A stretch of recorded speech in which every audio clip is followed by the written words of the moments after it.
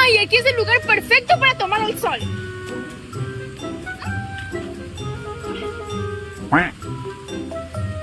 Ahí está mi tía, según ella, tomando el sol. Ahorita le voy a hacer carnaval. Chicos, ustedes no digan nada, mejor suscríbanse, ¿ya? ¡Ay, esto sí que es vida! ¡Carnaval es carnaval, tía!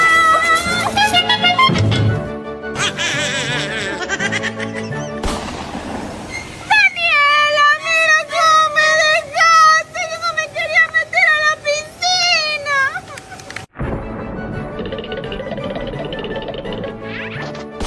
Niños, por favor, dejen de estar jugando en la lluvia.